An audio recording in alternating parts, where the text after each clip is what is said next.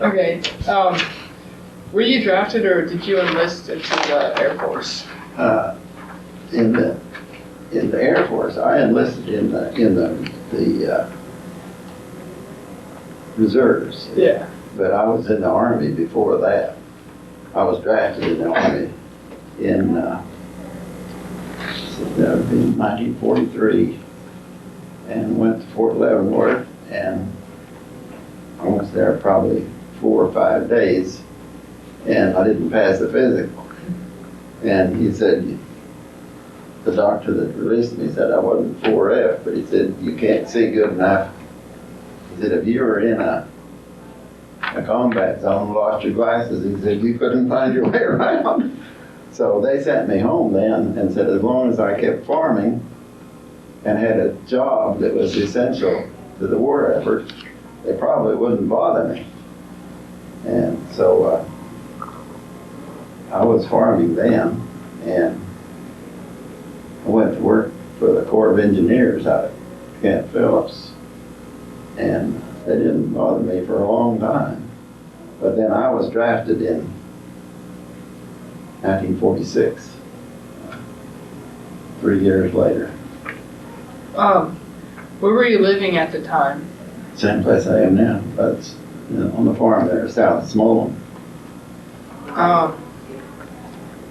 Do you recall your first days in service? Oh, I guess somewhat, yeah. I remember when they brought us in, they said, come over here and we'll show you how to make your bed in the morning. And I said, I ain't gonna make my bed in the morning, I'm not in the Army yet. And that didn't make them do that. But I didn't like it. Yeah. That's the way it was. Could you tell me about your boot camp? Were you in boot camp? Oh yeah, yeah. Took basic training in Fort Knox, Kentucky, and it wasn't all that bad. It was only 8 weeks, so I lived through it fairly good. The food was excellent there. I mean, it was just like Christmas dinner every day. And in fact, in 8 weeks, I gained 20 pounds.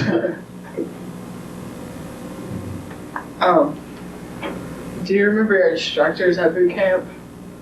Oh, yeah, I remember one. I hated him. But no, I really don't remember their name or anything.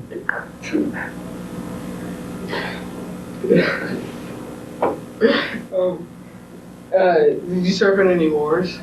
No, I really wasn't in the war. Oh, No. See, the war, I don't remember when it officially ended, but the war was really pretty much over before I was even in the service. Where did you exactly go when you were in the service? Well, I went to Fort Leavenworth first, and then, I don't know, I was there a month, and they sent me to Fort Knox, Kentucky. And I don't know if I was there, might have been there a little over 2 months, and then they sent me to Fort Sill, Oklahoma, that's where I was most of the time. And that was the best place I was. Do you remember arriving and what your surroundings were like? Well, actually, in Fort Leavenworth, we were in a tar paper shack. But like I say, we weren't there over a month. In Fort Knox, we had very nice barracks. And in Fort Sill, we lived in a hotel there. It was nice.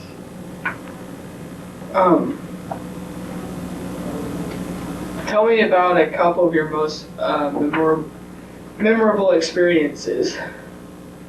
Oh, I don't know. I had a job in Fort Sill off the post, and I had a lot of fun at that, you know. But as far as having anything I care much to remember in the service, I really don't. But like I say, I did have a good job in Fort Sill off the post. I worked every night and whatever weekends I was there. And I lived off the post most of the time. I lived in town. Were you awarded any medals or citations? No. Did you stay in touch with your family? Oh yeah. See, when all the time I was in Oklahoma, I would come home probably, at least once a month. So I could drive home from there in about 8 hours or less. So yeah, I was home quite often. What was your food like where you stayed? It was good. I can't complain about the food. That was two things in the service that were really good, and that was the food and the laundry service. Boy, I mean, you could bring your clothes in on laundry day, and the next day they came back just like new. That was good. Did you have plenty of supplies? Oh yeah. Mm-hmm. Did you feel any pressure or stress while you were in the service? Oh, I don't think so, no. We really didn't care about anything. Yeah. How did people entertain themselves? Well, as far as I know, I didn't have any problem because like I say, I worked almost every night till maybe midnight or so. So I didn't need much entertaining, and the rest of the guys, they had the service club, on the post always, was pretty good. And always had a base theater, wanted to go to that. So being entertained was, I'm sure it was a problem for the guys overseas, but, where I was, it wasn't a problem. What did you do when on leave? I don't think I ever had a leave. Oh. I had a lot of weekend passes, but as far as, I never did, get like 2 weeks off or anything like that. Do you recall any particularly humorous or unusual events? Oh. Not really, not when I was in the Army, I don't believe. I don't think so. Do you remember some of the pranks that you or other people? Yeah, pretty hard to pull any pranks in the Army, I'll tell you. No, I can't think of anything I'd call a prank. But we pulled when I was at Fort Knox, we were off every Wednesday afternoon at noon. You were off till the next day, and of course Saturday and Sunday you were off. And the closest town was 40 miles away, Louisville.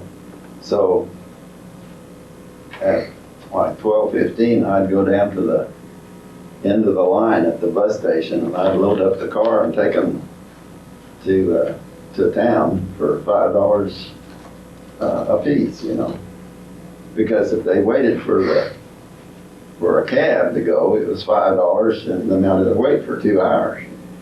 So I was pretty busy on, off time there too. What did you think of officers or fellow soldiers? Oh, I met a lot of nice guys, and everybody got along pretty good. I really never had any officers that were bad. They were always very, very nice. I hated the sergeants, of course, because that's the one we had to deal with. But the officers were okay. I met the commanding general at Fort Sill. I was going to town, and there was a lady stopped with a flat tire. And so I put her spare on for her. And the next day, she wanted my name and everything, so I gave it to her. And the next day, the general had me come up to his office to thank me. So that was one guy that done me a lot of good. Because he was a nice general. Did you keep a personal journal?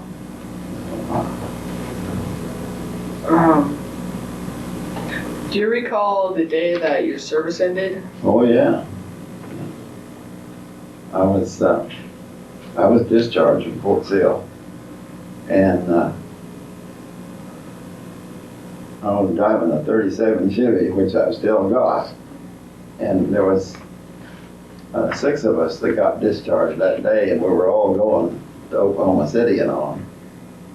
So we tied all the duffel bags and suitcases on the bumpers and front fenders on that car, and took off, and we got to the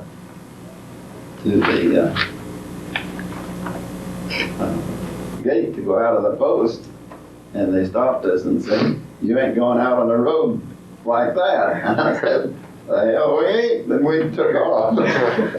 And they chased us with a Jeep, but they couldn't catch us. We got away. What did you do in the days and weeks afterward? Oh, I went to work the next Monday after I came home. Yeah, went to work out of Camp Phillips for a contractor, and so I didn't have any trouble finding a job. Did you make any close friends while you were in the service? Oh yeah, you bet. But once I got out, you didn't see him anymore, and that was it. Oh yeah, I met a lot of good friends. Yeah. Did you keep in touch with any of them? No. Did you join a veterans organization? No. Did your military experience influence your thinking about war or about the military in general? No, not that I can think. I wouldn't think so, no. Have you attended a reunion? No, I don't. The units that I was in, if they had a reunion, I never knew about it, and I probably wouldn't have gone anyway. How did your service and experiences affect your life? Oh.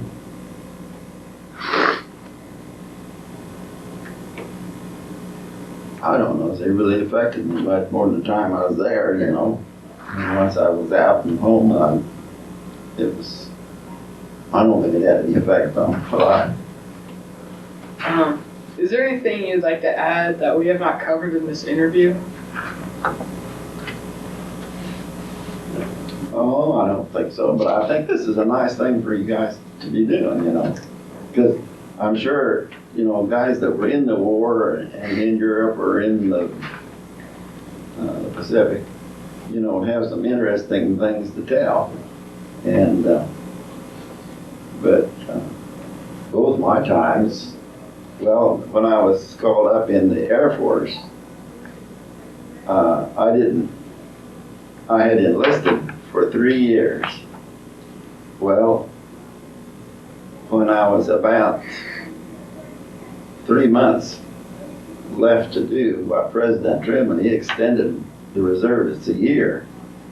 So when I was called up, I really only had about 6 months of my extension left. So really they couldn't send me anywhere, like I was supposed to. They were calling people up then to go to Korea in the Korean War, the beginning of the Korean War.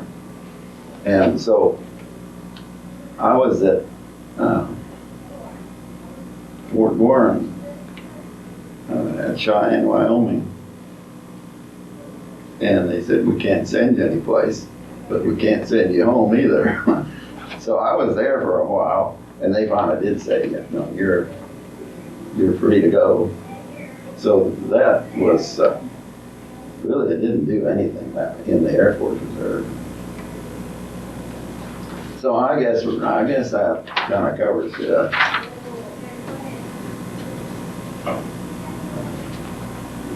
As far as I can think of.